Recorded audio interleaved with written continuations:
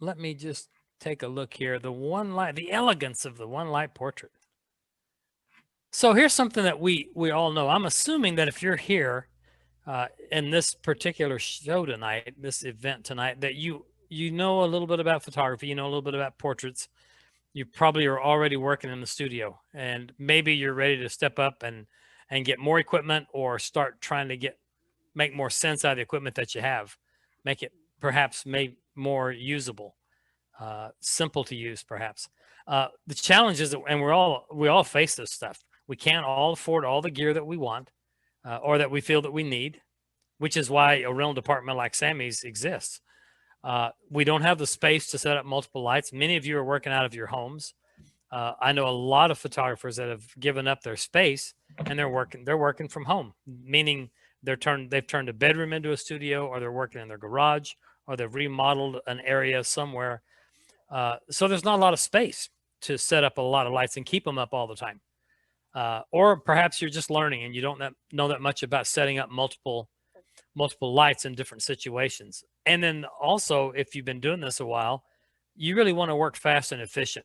And, you know, it's funny how I know that I can go into a job, bid the job, give a client an estimate of what the job's going to cost. And it's funny how, as you slide over into the commercial world, it's less about the amount of time you're spent on the job and more about the efficiency of your craft and efficiency of your work.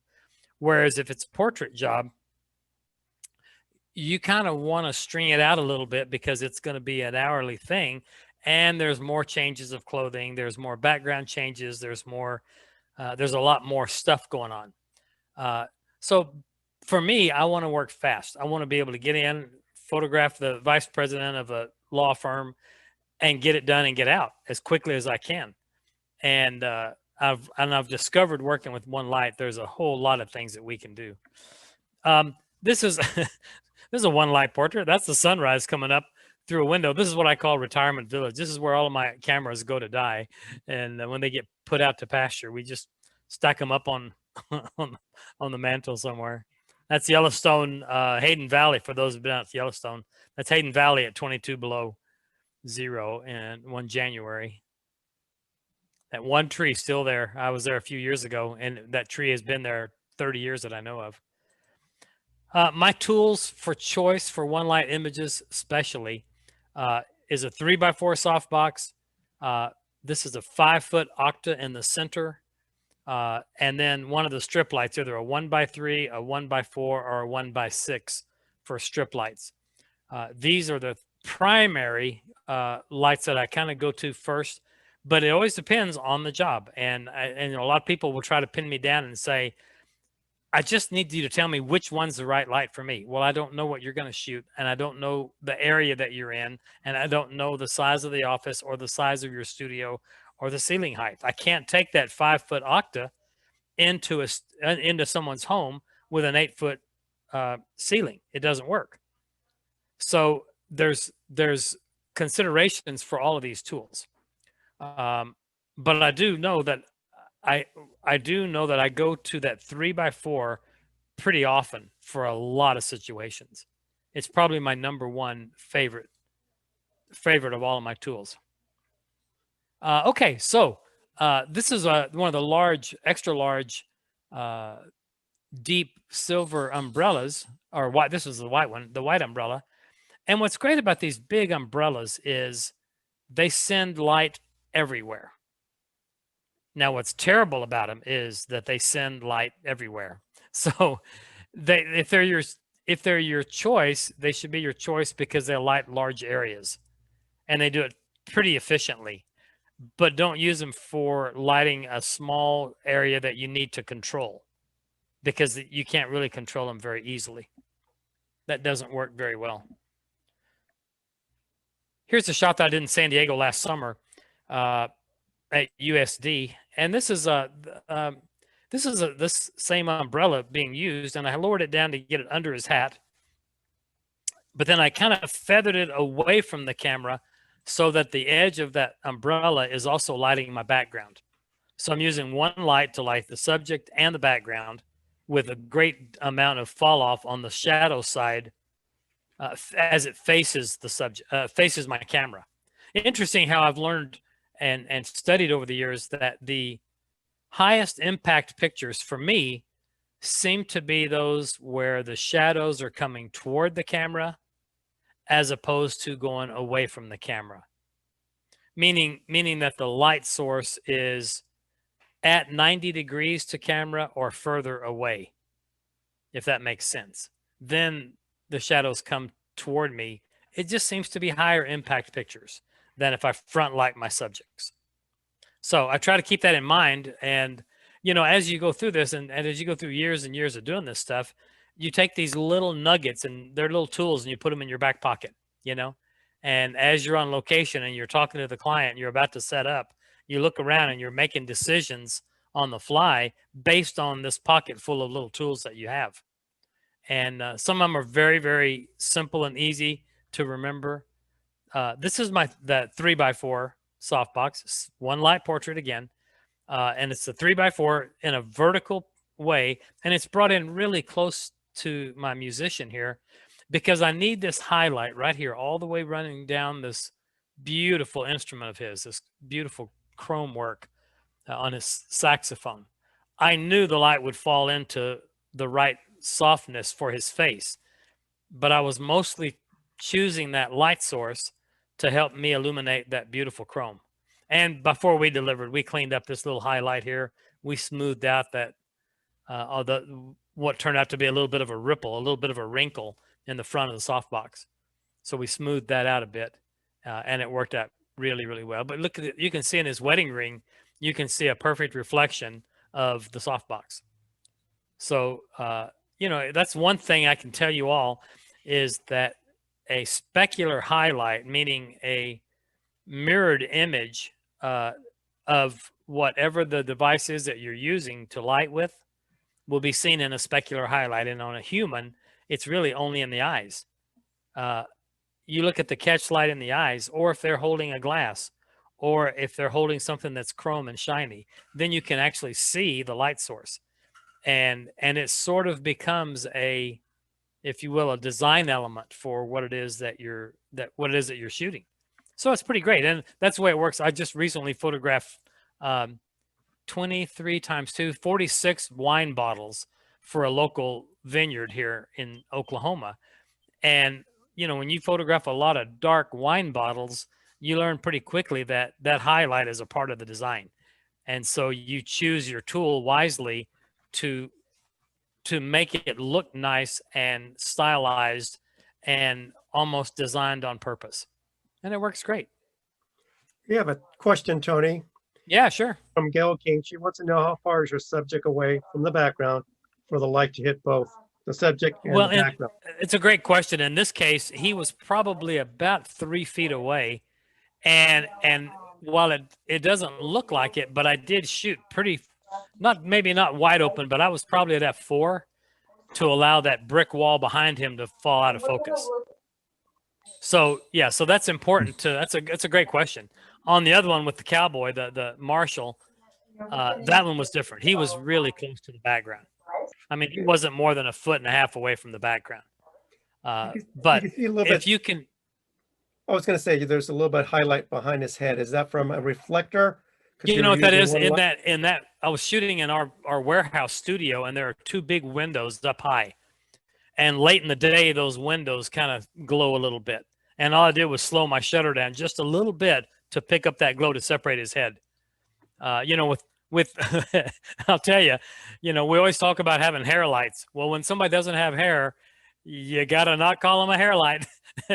You got to call them, you know, an accent light or a separation light or a skull light, but you can't say hair light. But yeah, but that accent was created by the window. So good catch. That's what that was. Sorry, I failed to mention that. Not a problem. Same 3x4 in the back in the warehouse. And I just lowered it down enough to get it below the level of the hat. And then I just balanced, you know, we got probably the 5.6 on the flash. And then I just adjusted my shutter speed up and down until I got the background in that warehouse studio the way I wanted it. we're very fortunate. We have our studios at the right in the middle of downtown Muskogee, Oklahoma, if you can believe it. After 7 years in New York City and 28 years in San Diego, I now live in Muskogee, Oklahoma. It's pretty weird, but we have our studio. It's about 4,000 square feet, and we're right at the corner of Main Street and Broadway. So we're right in the middle of everything where we live and where the studio is. We live about 11 miles out. But the studio has a beautiful front, very formal looking studio. And then in the back, we've got this 60 foot by 30 feet, grungy, falling apart, exposed brick walls and falling down mortar off the walls. And it's fantastic. We shoot a lot out there. Same thing again, one light and the background was really close to her. Now think about this for a second. If you can see my hands, imagine the background being on a portable background stand instead of on a roll down or pushed flat against a background. Because that background is on a background stand, I can angle it. I can tip it away from my light to make a dramatic gradient falling off of light, or I can tip it flat into that light source to make it even all the way across the background, whatever I need to do. Where that comes into play mostly for some of you will be if you're doing headshots and you need to use the same one light and you don't want a gradient. You need that light to be even all the way across. Well, great. Then just get a portable background, put your medium gray, light gray, or white background, and then angle it at a 45 toward the light source, toward the softbox. It doesn't matter. Nobody knows it's angled except you because there's nothing in it that shows, and you're not showing the sides or the edges. So it works out great as a great little tip to even out that density. One light, 5 foot octa on this one, straight up high above the nose. Now, I've heard people say that for a butterfly light, or what's also known in the Hollywood circles as the Paramount light from Paramount Studios, that light should be behind the camera and up above the camera. That's only true if the subject's nose is looking at the camera. If your subject is turned away, you've got to move that light and stay with the nose. If you stay with the nose, you'll evenly illuminate her face from up high, which gives you those great cheekbones you can see there. For me, that's what this picture was about. It was about those cheekbones. And that's the thing that works with that style of lighting. This light wouldn't have worked with light coming from one side or the other, either partially or kind of in a Rembrandt style or something like that. It wouldn't have enhanced her cheekbones at all. But because of the look of her face and the shape of her face, I thought, that light's got to go up high above the nose. And it gave me this. And it was really worked out well. But that's a 5 foot, and it's pretty close. It's pretty close to her. I have a question mark from Mark Wheeler saying, how you get your image to look, your port's soft. Is it because of the beauty light you're using? It is. This is not retouched. She had great hair and makeup that day, but this is not retouched other than converted to black and white. And I use Silver Effects Pro from Nick Software DxO for that. But so this was converted there, but I didn't do anything soft. I didn't add any softening to the face. But the larger the source, the softer the highlights become, and the larger the source, the softer the shadow edge becomes.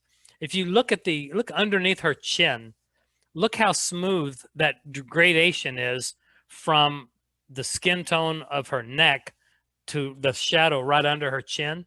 That smooth gradient, as opposed to a sharp fall off of shadow or a sharp edge of the shadow.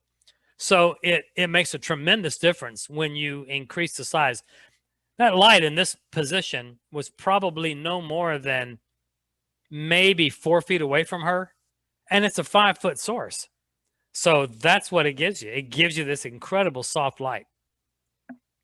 So this style of light, you could pretty use it general. Like somebody was asking, is this be good for a headshot for an actor? And it could be. It's what I use all the time for actors. Absolutely. Absolutely. It really does work well. But again, it's 5 feet. It's a 5 foot source. You can't do it in someone's home, or if you go on location to someone's small office that has a real estate firm or as an attorney's office, you don't have the height to pull it off. So you got to do something different. I've got a 3-foot octa that I travel with, and I've got a 2x3 that I can put up really high and turn it sideways. So it's 3-side laying down with a 2-side high, and that gets me pretty high. And I can get close to this, but not quite the same exact look.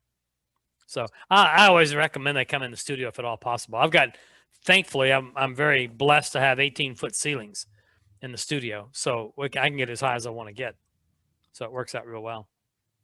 But this whole notion of one light, this was a shoot we did with a bunch of musicians recently, and this was one 6-foot by 6-foot translucent fabric, high and to behind me a little bit, on C-stands with, there was 2 lights behind it, but it was set up in such a way that it's one light basically. And I just flooded the girls with light, and it worked out fine. They loved this. Same thing here. This is my 3x4 again. This is Caitlin. This is my stepdaughter who just turned 21, and we took her out clubbing for her first time this past weekend. It was pretty funny. But there it is in black and white. I didn't know which way I wanted to go. So on the left, I went ahead and put it in black and white, gave myself a little bit of vignette, darkened the corners a bit. I did go in on the black and white. I did smooth her skin a little bit, kind of overdid, I think. But it gave me something to look at. And that's a 3x4, and it's the only source on the set on that day. John Cornicello, if any of you are fans of or watch Creative Live, I've got a number of classes on Creative Live that I've taught over the years. And John lives in Seattle, where it's Creative Live Studios located, and he always assists all the photo instructors there. And so he's been photographed and assisted every photographer on the planet just about. And I just grabbed a quick one light headshot of him. And then just to give him a little bit of separation on the right side, you can see his ear lit up and the side of his face just a bit. That's a silver reflector that I set back there just to light up. There's the main light set up right there. And then right in here on that last shot, I just put a little silver reflector right there. And just give me a little pop of light right here on this side of his cheek, just so it didn't go quite so dark. But I find that, I've got a lot of videos about cinematographers, and you guys being located in Southern California, for those of you that are, I follow the work of cinematographers all the time, and I follow their teachings, and all the cinematographers kind of agree. Stop using fill lights. Stop bringing in white reflectors to open up the shadows. You're diminishing the great creative, the great highlights and directional light that you create on the main light side or key light side when you bring in a reflector. You're killing your own work. And they say, let it go darker. You don't have to go completely shadow full black. But this is backstage at a dance production in Minneapolis one year. And this was a small 2x3 softbox on a monopod with an assistant just walking around the room, and I'm just kind of directing with my hand where to stand and what to do. And I'm working completely wireless with a transmitter on camera and a receiver on the light, and it worked out great. I recommend anytime you can have an assistant carrying a light and you're untethered away from the light, it's really helpful. But it's also helpful to have a conversation before you begin on what you expect and where you kind of need them to be. For me, they know that if they're with me, they need to be at minimum 45 away from me or even 90 degrees away from me. And then sometimes if I'm doing like a back profile shot or a table shot, I might want them over to 135 degrees, another 45 past 90 degrees, just to give me some drama. So, but it's nice to have those conversations with someone that might can help you. And it's a great, it's great to offer that for people that are students or interns wanting to learn. It's also a way to be with your spouse on a Saturday night. If you're working, take them with you and let them hold a light, work together. This is a chef in Minneapolis at a restaurant called Stefano's. if anybody's ever been up there near the Mall of America. And it's one light. It's a I think this was a 4-foot octa on the left of camera, and yeah, you can see it in his wine glass. You can see it's that vertical. It became an ellipse in the glass. The light in the background was all there. That light was there. When in the final retouched version, we smoothed out the wrinkles in his smock that he's wearing, his chef's coat, and we got rid of the red at the very top center, which was a reflection of an exit sign. We took that out. And then I minimized some of the reflections on the right, on that painting on the right. But that's about it. That's all we did. It wasn't extensive on the retouching. But again, one light, and you can pull it off. We do have one This is question from Jonathan. Yeah, sure. He wants to know if you could get the same light technique by using a parabolic modifier. You can. The only danger there, and it's not really danger, it's just it's the result of the size of the source. I grew up with a parabolic. With 16-inch parabolic with barn doors was my first light, and that's the only light I had for 2 years. It's not a problem, but it is something to be aware of. It creates hard edge shadows. You can't soften the shadows until you can increase the size of your source. And if you're doing tight headshots, a 16-inch parabolic is fine. But if you're going to start backing up your camera away from your subject, and you're going to start doing 3/4 or even maybe full lengths, then you've got a problem, because when you move your light back, it's becoming smaller and smaller. And as the law of the inverse square states, that light falls off by what's called the square of the distance. And as light falls off, the light becomes smaller, the highlight becomes smaller, the highlight becomes brighter because it's concentrated to a smaller area, and the shadows become sharper. So if a light source, think about this, if a light is at 5 feet away from my subject, and I move the distance back from 5 feet to 10 feet, I double the distance, that light becomes 1/4 the size, the highlight becomes 4 times as bright, and the edge of the shadow becomes 4 times sharper, because it's the square of the distance, because of the law of the inverse square. So with physics statements, as I back a light up away from my subject, if I want to remain with the same quality of light, every time I back my light up, I got to increase the size a bit. And as I increase the size, I've also got to go higher. People forget that all the time. They'll light somebody at a 45-degree Rembrandt kind of light, and then they want to back up and shoot them full length, and they'll grab their light stand and they'll move it back 7 or 8, 10 feet and take the same picture. It's not the same picture if you don't also take your light up. You're not maintaining the same degree of angle if you don't raise your light up. So you have to think about all this stuff. This is not for the faint of heart. This is a career choice that is a lot of work. You get a family of 12 and you're lighting them outdoors and the wind's blowing. Good luck. If you're lighting them, you've got a light that's now 8, 9 feet up in the air, and it starts weaving around like this because of the wind. You better have somebody holding it steady for you, because you can get yourself in real trouble. So, but the parabolics are fine. Just understand that as they are backed away from your subject, they will get sharper on the shadows, primarily is what you see it. And it just appears that the light is more contrasty and more sharp. So it's a trade-off. This is the front of that studio, by the way. It's our north-facing window. We've got 28 feet across facing north. So we've got fantastic light all day long in there, but I always overpower it. I usually don't use the ambient light. My wife does. She's a master photographer.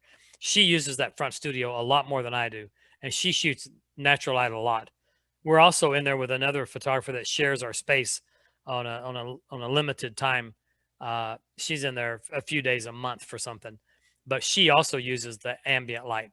I'm the only one that really strobes in there all the time. This is looking back the other direction. You can see these great ceilings that we have, and it's just a great space. It's about, that front room is about 50 feet deep. Well, it's 45 to that false wall right there. That's a fake wall that we can walk around behind, and then it goes on. But here's something I just wanted to bring this up. This is something that I tried as an experiment that worked quite well. I've got my 5-foot octa that's going to fire up and give me this beautiful soft light on her face. But I also like the look of a little bit more contrasty light, more snappy light on my subject's face. Okay, so let's try this. Let's have the lights coming. Let me add a second light here, coming from the exact same place as the first light. So now if I look at a side view, there's the side view. You can see I've got a little bit of a warming gel on light number 2 there in the front, and I can power those differently. So in other words, I can make the big light read, you know, F5.6, and I can have that small light read barely F4 or F2.8, just to give me a wink of light, lighting the mask of the face. Here it is on the side view. You can see how I've perfectly lined up both strobes. One's inside the octa, one's outside, just aimed straight at her. It was just a fun test, and I came up with some great results. And it's something that I had tried years ago shooting produce for a food company, a food grocer in San Diego, where I needed the soft highlights on some of the produce that I shot, but I needed sparkle and contrast and shine on the tomatoes and the grapes and all the stuff that we spritzed down with water spray. And so I was able to get both and not have any conflicting shadows by having the lights come from the same spot. There's our back warehouse, this ridiculous room that everybody in town is so jealous of, and it is so ugly. And you don't want to take your children back there. You'll lose them. I mean, it's bad. But it's a great room, and we have parties back there, and we host events back there. But you can see the walls, and you can see the ceiling. It's falling apart. And this building is 1929, and it's really something. But it's really fun to shoot back there. We photograph rock and roll bands back there and musicians all the time. There it is, going back the other direction. So it's pretty great. You can see we have way too many props sitting around. Photographed a lounge singer here recently. There's a lot of music in Muskogee, Oklahoma. I'm telling you, I'm on the board of directors at the Oklahoma Music Hall of Fame, and there is a ton of musicians from Oklahoma, not just country singers. A lot of country stars are from here. Of course, Merle Haggard made the song famous, you know, Okie from Muskogee, but there's a ton of musicians here, and there's some real big talent here.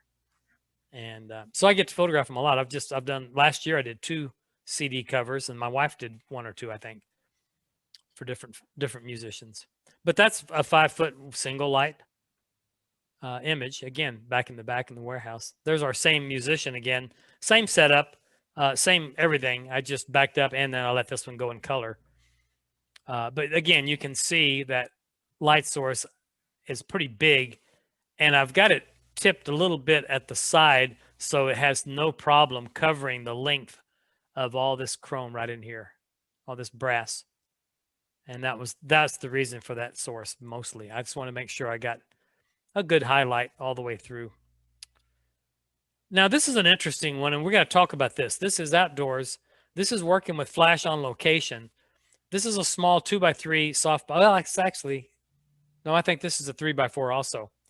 Let's talk about flash outdoors. First off, let's do this. We have to establish a language on how to expose for the ambient light and use the flash and expose for the flash as well, right? So there has to be a language created. So here's what I came up with. First and foremost, expose for the place. Don't even look at the subject. I don't even care about the subject. I've got exposed for the ambient light, i.e. the backgrounds, okay? So I'm exposing for the place, and I got that exposure by just looking through my camera with the reflective spot meter, and I reflected red back here on the green grass because we know green also equals 18% gray, and that's what our in-camera meters are sort of designed to do, right? Then I light the face. So that's the statement. The statement is expose for the place, then light the face. And then the way I light the face. And for me, I'm taking a cheating. I'm cheating nowadays because the world of TTL just got real good and it got real accurate, and it was terrible for years. TTL was horrible for a lot of years. I just couldn't trust it. Well, since they started using pre-flash, that changed everything. So I'm a Pro Photo user, so I'll put on my Pro Photo B1s or my new B10s. I'll turn on the remote for TTL, and I will light the subject, put the light where I want it to be. Then I'll walk right up to my subject's face, fill the frame with their skin tone, and pull the trigger with the light on TTL at the settings that I have set for the background.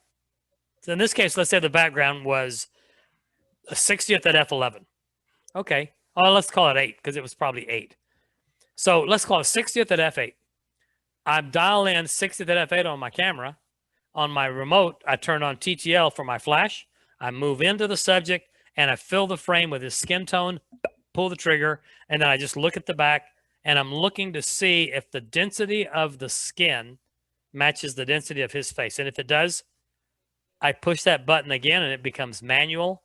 And now I'm dialed in and my exposures are perfect. And they look like this all day long. I get this incredible exposures where my light is sculpting and lighting my subject, and my shutter speed, aperture, and ISO combination are taking care of my background for me. All of these are done with one light on location. This looks like a sunrise shoot, and it's basically that shadow you're seeing on the sidewalk is created by my ProPhoto B10, really low to my subject to get it down under his hat. And this looks like it was early morning. It wasn't. It was the middle of the afternoon. I just moved to the shadow side of the building, and I created the shadow on the sidewalk with my strobe. Interestingly enough, this was shot with my, this was a borrowed Fuji GFX 100. And this was the first day that I touched a GFX camera. And that did it for me. I was hooked on the GFX. I don't know if you can tell, but this is, I think I'm at 200%. Every screw, I can see rust, this old beat up guitar of his. I can see rust, I can see detail, I can see lint. Look at his fingernails, got a little crack in it right there. This is an incredible detailed shot that I didn't know I could do before, not like that. So that kind of got me on the road for a GFX. Well, then I picked up 2 GFX 50Rs right after that, and I'm hooked. So I threw this in because this is a situation where this is a one light portrait in this couple's home. She's a photographer in Dallas, and he's an on-air personality. He does he's a news anchor on the evening news in Dallas at 6 p.m. And he's just they're just the best couple ever. And I loved what I did here, except that something was missing, and I didn't know what I was missing. So this is where a one light portrait fell slightly short. And I said, I got an idea. Let me try something. So I went out in their front yard and I took a ProPhoto B1 outside and moved it about 15 feet, maybe 20 feet away from their front window and opened the curtains. And I fired that light through because I felt that that big cream wall was just too dead. And so I was able to create that with the panes from the window, from their front living room window. Now, I don't expect everybody to think about that kind of stuff, but here's what echoes in my brain. One of my great mentors, as Lewis remembers quite well, a guy named Dean Collins. Dean had a statement that I never figured out till I've been doing this 20 years probably. And the statement was, stop and think like a photographer. Just stop and think about it. What would a photographer do?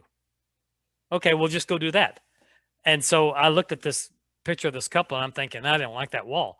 Well, what would a photographer do? Well, a photographer would set a light out in the front yard. And I tried it. And this was the first one that came out of camera. They flipped. They loved this. And so, you know, you got to try some stuff, and you've got to test some things. And it's not that easy sometimes. Being creative and being clever might be two different things. You've always got to be creative, but occasionally you really need to be creative. I mean, you need to be clever. You just got to find ways to make it work. I did a food shoot in Portland, Oregon one day for a food company, and this thing screamed for a red gel in the background. And I didn't have a red gel. I didn't pack any gels with me for some dumb reason, but I needed a red gel on this background, and I didn't have it. And I sent an assistant across the street to a 7-Eleven to buy me a package of Gouda cheese, because Gouda cheese is always wrapped in red cellophane. So I grabbed the red cellophane, stretched it out, flattened it out, unwrinkled it, and taped it over my strobe and made myself a red gel. And I strobed, and I have a red background. I'm not a genius, you guys. In fact, I never went to college, but I'm pretty good at, you know, troubleshooting a bit. And I think that's why I get a lot of work. Some of the unique pictures that I get is because I'm a pretty good troubleshooter. This is one light. Now, I got to be honest. I did add a second light on the ground. There was an LED light that was in the studio, and I just laid it on the ground to illuminate these two panels in the background. So I did add that. I just laid this LED on the ground.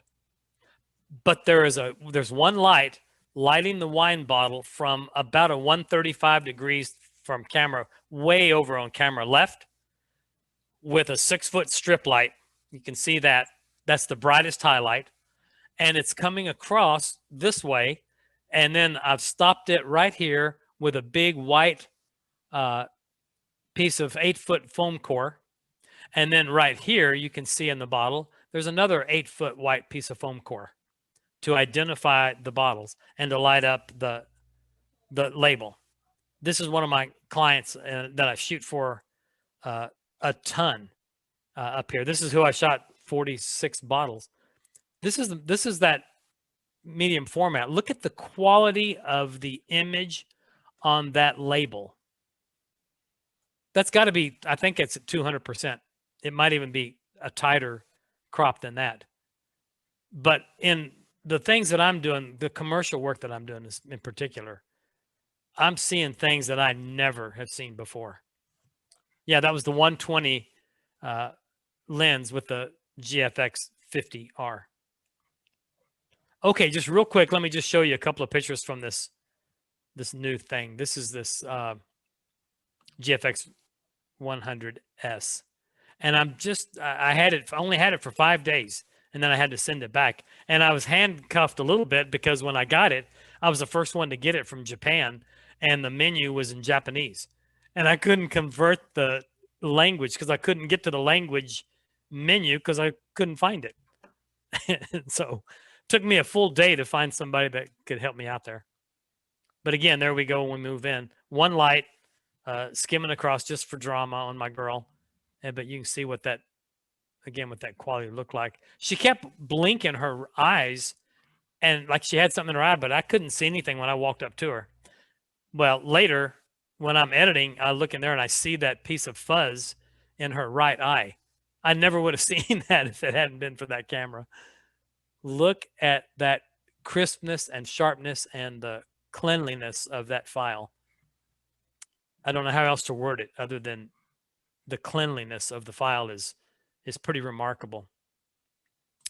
What impressed me on this was the fact that the highlights held together. This is right out of camera. I'll before I do anything with this, I'll retouch this edge of the plexiglass on the bottom. I'll smooth all that out, and it'll just be a floating high key with a reflection. But this is out of camera. Look at the colors. Look at the way the highlights were handled. I've not seen anything that handled that dynamic range like that. And you can tell I haven't retouched it. Look at the scuff marks and the scarring on all the bell peppers. That guy there has got a couple of scars. I'll go back in, I'll retouch all of those and clean that up before I do anything with it. But all of this stuff was done over a 5-day period. This is just a prop from the back of the studio, and I just spun around. And at 300%, that netting on that hat is just remarkable. One light outside in the front of my studio, outside on the sidewalk. I've got an assistant standing there with a white piece of foam core that we cut holes in. And so and then we put a warming gel over the strobe. Now, the idea was to create the look of early morning sunlight coming through chicken wire on the farm. Well, I don't know if we pulled it off or not, but at least we made a good stab at it. But that's a one light shot, and I love the fact that the main subject, being the eggs, aren't even getting any of the light. So for me, somehow that kind of worked, and I kind of like that part. But it's remarkable to me how when you sort of put your thinking cap on and you have some confidence in your abilities, how easily clients will follow along with whatever concept you come up with. You know, the art of shooting crystal, one light. This was lit with one light, not lighting the crystal. This was one light bouncing into a black plexiglass tabletop surface through a 6-foot translucent panel up near the ceiling. And you know, if I go in on this again, I was wanting to show the cleanliness of the file. Look at the file. Look how clean and crisp and sharp. There's not any issue. Look right over here. This is the fun part. On the metadata in Lightroom, look right here at the dimensions of this file. 11,648 by 8,736. Well, that's a pretty big file, I would say.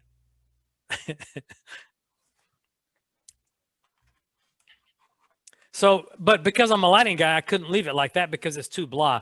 So I got 2 small bounce cards, and I gave myself very subtle highlights. And I didn't place them to where they would add exposure. I placed them just to where they would add a design. So here's again without, and here they come back now with different levels of wine and different colors of wine, which meant after that we were finished shooting because I couldn't focus the camera because we drank all the props, of course. Why would you not do that? But again, I don't want to stay on this all night. I will say this had been a picture in my head for a long time, and I finally pulled it off.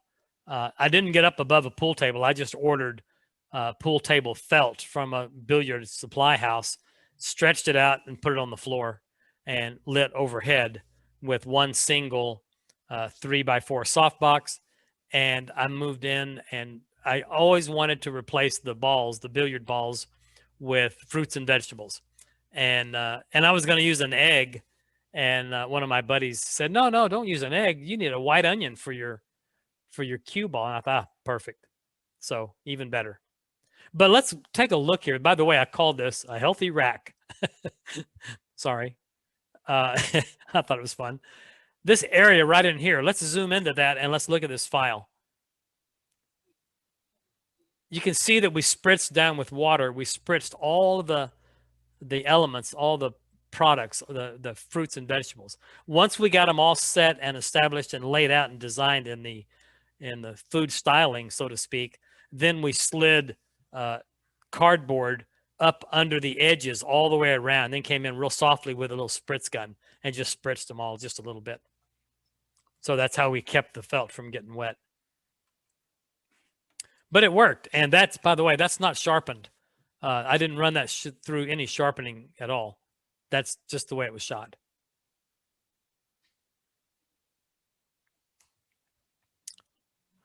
So, boy, you want to spend more time learning with me? Watch what we're doing. My workshop partner and I have started a new site that we've called greatphotography.com, where all my website is. That's where all my workshops will be. We've just released a new series of little photo guides, mastering outdoor lighting, classic portraits, the qualities of light. And we've just gotten approval. We have a new YouTube channel that's Great Photography. So we're going to be pretty prolific here pretty quick on getting a bunch of educational materials up on on YouTube under the name Great Photography. So you'll find that. You can still find me. I got a couple of great lighting books out, one on studio lighting, one on location lighting. My creative live classes are still very, very active and selling a lot, and they're always on sale for pretty cheap. PP of A, I have a ton of educational materials at PP of A if you're a member of that organization. So you can find me out there, and educationally, we've got a lot of stuff. You can find me here if you want to get in touch with me. Please reach out to me. I'm pretty bad with phone calls, but I return emails pretty good. So I'll be glad to get back to you for sure. So with that, I'll see if anybody's got any more questions. Let me escape out of that studio share, and let's get back to that. Oh, I lost my ambient available window light, didn't I? Hey, Daniel, can you just clip on that kitchen light down there? Way on the other end. Down there. Thank you. I just lost my light. Sorry about that. So we do have. No, I don't want that one. We have Sylvia wants to know what you use to edit your photos. Well, primarily I'm editing with. I have been editing with Lightroom for the last 7 or 8 years. I use Photoshop for the things that Photoshop is required for. But I will tell you that recently I'm really trying to switch into Capture One. I tether when I'm shooting something that's not a moving subject. When I'm shooting still lifes in particular, or a product in the studio, I'm shooting all of that and editing all of that. I'm tethered into Capture One, and I am finding these files look fantastic coming out of Capture One. It's not as good of a data manager as a file management system for storage and all that, but for just simply editing, it's pretty terrific. But then the heavy lifting, I always go into Photoshop for that. Yeah, so Capture One does a very good job on skin tones. That's what it specializes. Well, and what I was real excited about is they were the first one to have an answer for us that had the new camera, the 100S, GFX 100S. When I got the camera, we hadn't thought about this, but I couldn't open my files because Lightroom wasn't updated, Photoshop wasn't updated, and Capture One wasn't updated. So I had all this stuff I just shot with the new test camera from Fujifilm that I couldn't look at.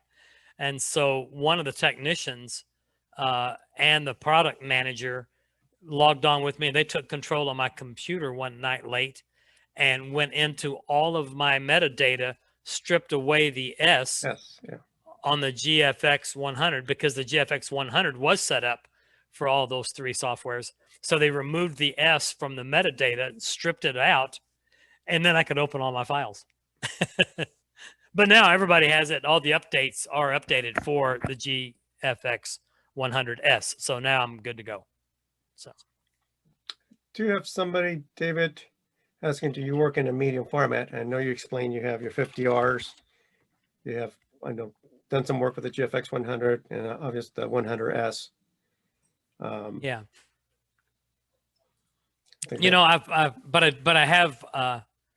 become a pretty big fan of the XT4, and it stays in the car usually all the time. There's a little spot in the back of my car that it's protected. It's not in the case, but it was protected around some fabrics, and I keep it in there all the time. So there's always a camera in the car, and it's the XT4. You know, I just don't want to miss an opportunity. You know, there are opportunities that we all know we've all bumped into great drive-by shootings, and you know, we need to be able to capture that when we can. So, anything else? Any other questions anybody has? I hope this has been a nice poodle. Yeah, that's that's Maisie the Wonder Dog. She's a golden doodle, and she just came in from a walk. Maisie, come here. Come up here. Come here. Come here. Say hi to everybody. There she is. Yeah, she's a good one. She's a good one to photograph and test because she's white with detail. She's not white without detail. So, but any other questions? Anybody finalize or wants to know about? Hey, so the person that was logged in from Trinidad. Is that person still on, logged in? When I came down there, I did a workshop for Anthony Scully on Trinidad Tobago, and he actually invited me back twice, and it was really fun. It was really great. I love that country. Flew into Port of Spain and really had a really welcoming visit there. They made me feel really warm and welcome there. It was great. Somebody's So asking thanks. if you let's see, is your flash set up for outdoors as in your book that you have available? Yeah, in the outdoor in the location book, yes. Okay. Yeah, yeah, that location lighting book. Primarily, my light source on most of that book was the B1 and B2s from ProPhoto. They just updated and became B10s, so I'm using a lot of the B10s now. But there's what's really good for me was finally trusting that TTL and the high speed sync. I'm shooting, I've got another 2-hour program just on, how great working with high speed sync can be. It's like for the first time in my working career, shooting a 4,000th of a second at f4 is a reality that is attainable and reachable. I can shoot 2.8 at an 8,000th of a second. I've never had that ability in the years I've been doing this. And so, listen, the technology has been there and caught up. Now we're catching up with the technology, and it's all made possible because of high speed sync, pre-flash, and the power of the TTL, especially for the radio remote controls. All we had was remote controls that could send a pulse for a lot of years. They couldn't really control much. Now they control everything. And so, yeah, so that's available in that book. There's a lot of strobe discussions in that book. It's on Amazon. It's always on sale at Amazon, pretty cheap. So Tony, it sounds like we have to have you back to teach another class then. I'm ready. Tell Lewis to call me. Not a problem. Somebody's asking what's a good strobe to get started. I know I've used B1s, but the B10s happen to be more compact. They're pretty expensive. The thing is, I'm very fortunate that the lights that I use and all the equipment that I use is pretty first rate, and not everybody can afford it. Not everybody's going to use it full time, and not everybody's going to make a career of this or needs the day-to-day pounding on the gear that some of us put on the gear. So you can go for lesser priced, lower cost equipment. And there's some out there that's doing great. There's some out there that's doing a good job. The whole world is talking about Godox these days, and Godox is fine. It's a less expensive option. They're made in China. There will be some issues. They don't have great service support in the U.S., so there's a few drawbacks. But you can get into them for a heck of a lot less money than you can get into a lot of strobes. And that's got to be a honest and realistic expectation for some people. So, it's a good way to start. Speed lights are working great too. I was a former Canon user, and I had a 6-pack of the EX600 flash units for my 5D Mark III, Mark IV. And the high-speed sync worked pretty well. It wasn't great, but it works pretty good. The TTL wasn't great, but it was pretty good. So you find ways to get accomplished what you need to accomplish. And you can do that and spend less money. I wouldn't recommend LED lights very often as the primary world for you.